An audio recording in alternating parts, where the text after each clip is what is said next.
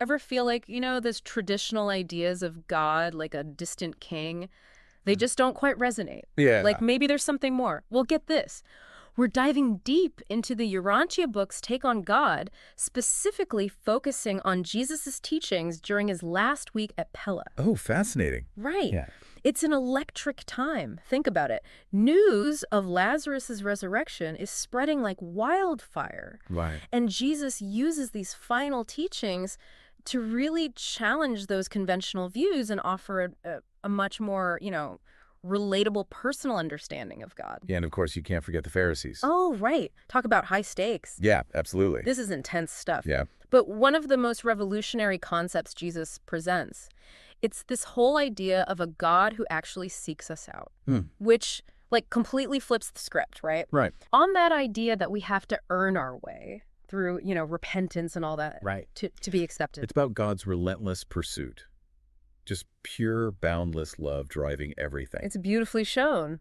Yeah. Oh, go ahead. I was just going to say, the parable of the lost son, that's where it really shines through. Yes. Jesus deliberately contrasts the son, Right. who makes the intentional choice to leave Oh, right. with, like, a sheep going astray. Oh, that's a good point. Not on purpose. Yeah. And that message is so clear. It's not about our actions, but about a father waiting, ready to welcome us back. No matter what. No matter what. And it's not just a one-time thing either. Right. The lost sheep, the lost coin, these stories, they all emphasize God's, dedication to finding every single lost soul. He's actively searching. It's not passive. Yeah, it's active. It paints this incredibly beautiful picture of a God who's not just, waiting around. He's out there searching. Exactly. And it's interesting, isn't it, how Jesus uses these everyday things, Oh, yeah. experiences we can all relate to make these huge heavenly concepts understandable. Totally. Like take the shrewd steward, for instance. Okay, yeah. This parable, it always throws me for a loop.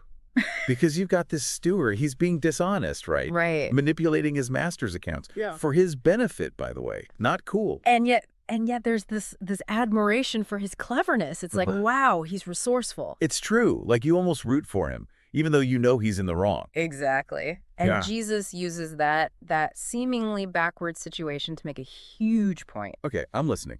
If we can be so strategic, so on top of things, when it comes to worldly stuff, imagine the focus we should have on spiritual riches. It's like he's saying, oh, come on, guys, you're smart enough for this. Exactly. So we're like that steward, right? Yeah. We get caught up in worldly success. But Jesus is nudging us. A little more than a nudge. Okay, maybe more like a hard shove, to be just as driven, just as strategic in our pursuit of spiritual wealth. It's a wake-up call. A big one. And that leads us to, I think, another really important part of Jesus' teaching here. He's challenging the traditional image of God as a king. Which, let's be real, at that time, Huge. huge. Yeah. That's all they really knew. Right. And the term Father in heaven, they used it. Yeah. But Jesus, he was always pushing against the limits of that comparison. Because it's not enough. It's not enough. The societal norms, they were so stuck on this kingly image. It was like a necessary bridge, but it had its limits. Absolutely. Yeah. Jesus was aiming for something deeper, a more profound truth about God. It's kind of wild when you think about it. Like, Jesus never really tried to prove God's existence, did he? You'd think that'd be, step one, right? To get people to believe. It's really interesting, right? Yeah. Because it says a lot about the kind of faith he was encouraging. One that's, rooted in experience, not just, okay, I get the concept. Yeah, it's not just head knowledge.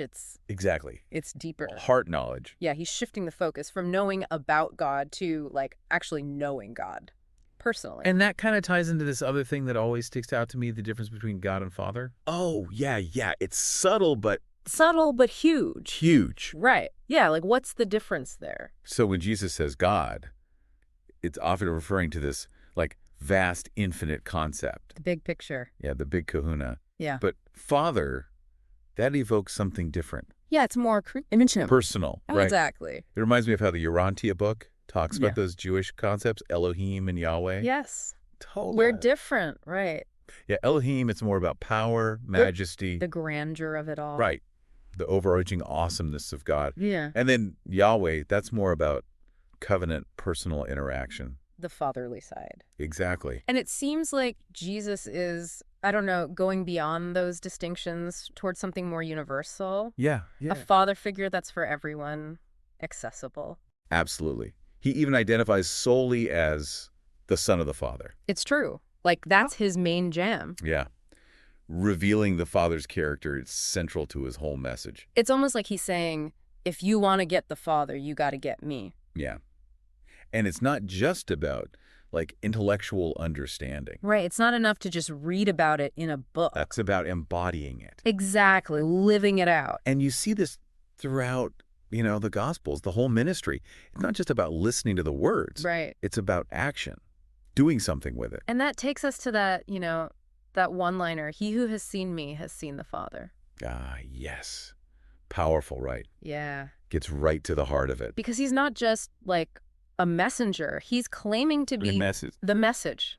He's a living embodiment of it all. Which, okay, so how does that work? 2,000 years later, we can't exactly see him. Yeah, that's a question that's, echoed through the centuries. Right.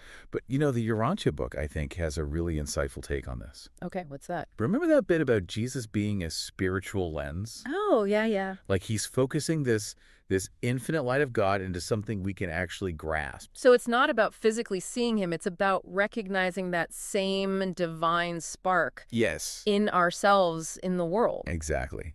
It's about striving to embody those qualities that Jesus, embodied. So his life becomes a model. A blueprint. A way to reflect that same divine character in our own lives, right now. So it's less about historical fact and more about, a way of life. Yeah. A path, and it's available to everyone, right? Yeah, that's a beautiful thought. Okay, so that's all beautiful and inspiring, but how do we actually do that? Live like Jesus. It's easy to say, but in reality... Yeah, it's a bit more complicated than that. Right. Life gets messy. It does, but I think it starts with that inward journey. Yeah. Know, cultivating those qualities that Jesus, embodied. Okay, so what? Love, compassion. Yeah, love, compassion, forgiveness. Yeah. Humility. And those, they're not just these big abstract ideas. Yeah. They're choices. Right. Active choices. Yeah. In every interaction, every decision, you have that opportunity. So when I choose to forgive my friend who, maybe wasn't so great. Yeah. Or I go out of my way to be kind to a stranger, that's tapping into that same wellspring that Jesus was all about. Exactly. It's about those small everyday acts, those ripples of grace that go out and impact not just our own lives, but everyone around us, too. It's like that quote, I think it was Mother Teresa. We can't all do great things, but we can do small things with great love. Yes, that's perfect. Right, I'm probably not going to be healing the sick anytime soon. Probably not. But choosing kindness, offering forgiveness, those are things we can do every day. Exactly. Those are the echoes of Jesus's teachings in our routines. And the more we align ourselves with them, it gets easier. It does get easier. Yeah. And we become more attuned to that divine presence in us and around us. It's not about perfectly imitating Jesus. Right. It's about letting his life, his teachings inspire us, challenge us, guide us on our own unique paths. It's about recognizing those God moments in our lives. Oh, I like that. Right. Those little instances of unexpected grace, or just feeling connected, or just that overwhelming love sometimes. Yeah. Those moments, they're not random. They're glimpses of something more, something beyond us. You're exactly right. And, the more we open ourselves to those experiences, they happen more often. They really do. It's like tuning into a frequency we couldn't hear before. Suddenly the static clears and... there's the music. This is mind-blowing. It's hopeful, too.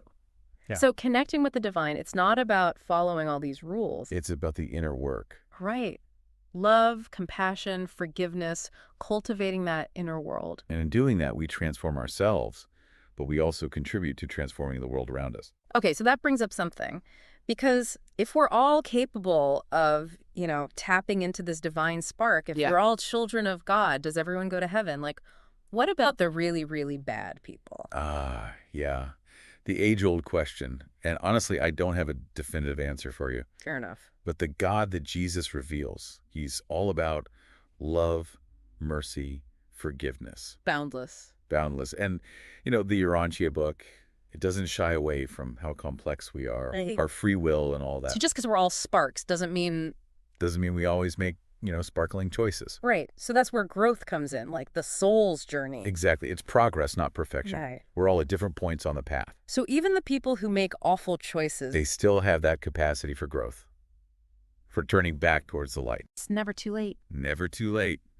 The Urantia book calls it the continuing adventure of living faith. I love that. So even our doubts, our questions, those are all part of it. Absolutely. Remember, Jesus, he didn't shy away from the tough stuff. He challenged people, made them think, and grapple with these big questions. That's how we grow, how we deepen our understanding of ourselves and the divine. Wow. This has been incredible. I feel like we just scratched the surface, but So much to unpack. so much. But before we wrap up, any final thoughts for our listeners? Something to like chew on.